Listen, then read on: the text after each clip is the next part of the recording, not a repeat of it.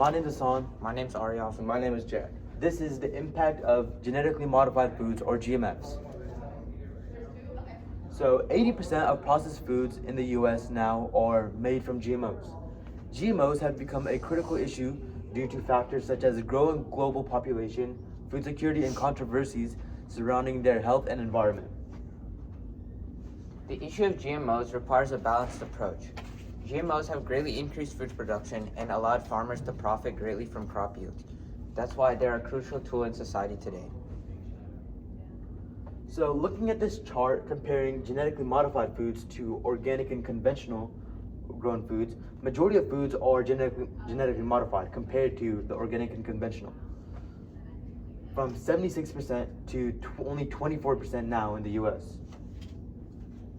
What are GMOs? GMOs are genetically modified organisms that have been altered in a way that is not natural. For an example, this could be a soybean crop that is altered to be more resistant to pests and disease. History of GMOs. The genetically modified tomato was the first GMF created in 1994. Since then, GMOs have grown exponentially and are used all over the world. GMO development and technology. Modern day gene editing uses tools like CRISPR to slice genes and make gene editing more efficient. Why are GMOs created? GMOs have been around for a long time, and today they help increase crop yield for farmers and allow crop safety from things such as pests and disease. So what are the controversies over GMO and health safety? So a common concern about GMOs is whether they cause cancer. Extensive studies show, including those by cancer research from our own UK, show that GMOs do not cause cancer. Regulatory bodies like the FDA and EPA thoroughly test GMOs before they reach the market, and their findings support the safety of these products. Health impacts of GMOs. The benefits from genetically modified foods include nutritional benefits, and they reduce pesticide runoff. There are some risks though. GMOs have not been studied for very long, so there are some unforeseen long-term health risks. Also, they have some allergenic risks. Okay, so the GMO safety regulations for the FDA is pre-market safety reviews. The FDA evaluates GMOs for potential health risks, including allergenicity and toxicity. They also have massive amounts of labeling requirements, ensuring clear labeling of GMO foods so consumers are properly informed on what they are.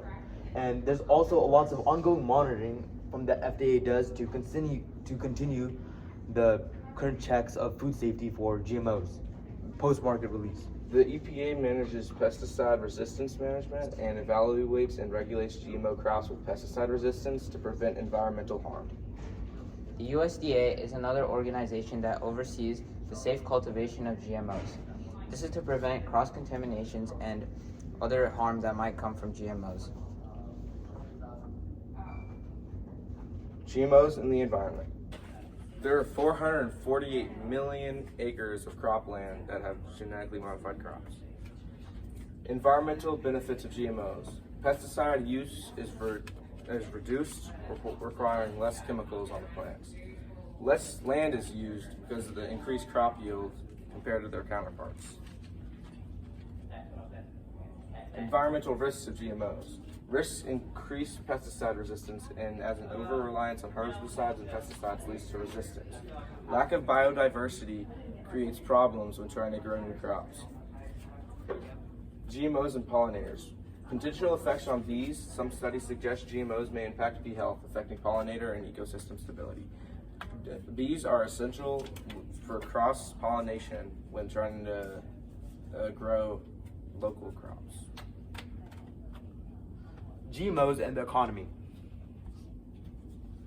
So, GMOs have played a crucial role in improving agriculture productivity by making crops resistant to pests, disease, and environmental stress. GMOs reduce the need for chemical pesticides and increase crop yields. This ultimately lowers production costs for farmers and helps feed a growing global population, especially in areas with limited resources. So, for the consumer perspective, they have a negative perspective on GMOs, right? Because constantly on the news we hear that they cause cancer and multiple other bad diseases. So, rejection of GMOs consists like all around the world. So all of us are constantly rejecting GMOs, and we always like support organic farming movements, which is good, but there's growing evidence that GMOs are not as bad, and almost all of it is controlled by large biotech companies.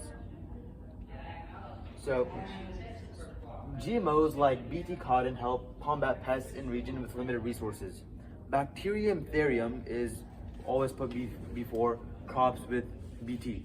It's a specific type of GMOs that help reduce pesticide use. They make protein compounds which drives away insects.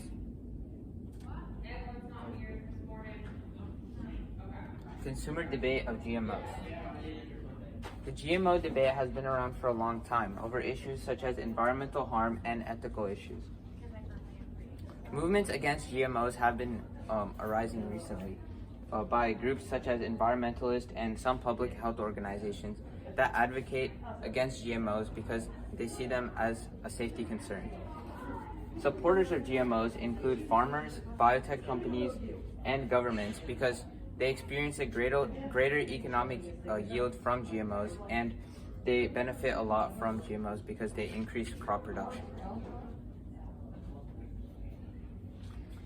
Another issue is large manufacturing companies versus small farmers. By having more access to GMOs, large companies have created a monopoly on the market, which is detrimental to small-time farmers, and this has created a recent debate whether GMOs are ethical or not.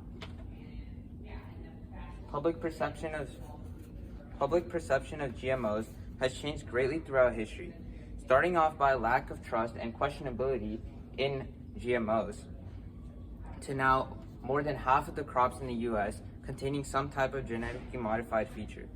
There's a large change in consumer views. GMO labeling and transparency has also been an issue for debate, with large companies worrying about economic loss because of GMO transparency. But recently, laws have passed that have required companies to put labels on their foods. And GMOs and the future of agriculture. As seen in this chart, we can see how much the use of GMOs has grown throughout history, and using that, we can predict that GMOs will continue to grow exponentially, and we will eventually find a safe and extremely reliable method that will allow us to use a lot of GMOs and gain a lot of crop yields. So, the global stance and case studies on GMOs. So, for example, the first case study I want to address is on golden rice. So, it is made with lots of provitamin A, which the body can convert into vitamin A anytime it wants. So, this really helps for people who have major vitamin A deficiencies. So, for successes, it has shown lots of promise. Whatever it says it does do. Lots of GMOs helps deficient people. But the only problem it faces is that lots of regulations are going against it. All around the world, the UN has banned majority of GMOs, and cultural hurdles, which people feel that this rice is not from God, is from what a lot of people have said. So, for Bt crops, or crops that contain Bacterium therium, they produce a protein toxin, which is used to specific pests. Its effectiveness is a lot, as it's greatly reduced pesticide use and highly increased yields of crops, as you don't have to deal with pests anymore or crops that went bad to the toxic pesticides. So, the GMO debate. For the US, the rules are genetically modified organisms are regulated by the FDA, USDA, and EPA, ensuring safety for consumption, environmental protection, and labeling guidelines. The UE rules, the European Union has stricter approval process requiring more extensive research before they hit the market. International rules. Many international food and safety organizations have taken actions against GMOs because they see them as a safety issue. So this is our conclusion and summary. Consumer. GMOs are considered safe for human consumption because of long and extensive tests that have been conducted on them by bodies such as the FDA, EPA, and USDA. Economic, GMOs have the potential to increase agricultural productivity. They reduce food costs and help address food security. However, their economic benefits are widely debated, especially regarding small-scale farmers and market access. They take away money from lots of small farmers and is giving a growing monopoly to large biotech companies. And our conclusion. GMOs have been a widespread debate for a long time due to issues circulating them, such as health and environmental impact. Throughout history, consumer views have changed immensely due to growing technology and increased food security. The debate of ethical and safety issues from GMOs is becoming less and less. Though there are still some questions that have been raised, they are quickly suppressed by our great technological advancements in the field of GMOs.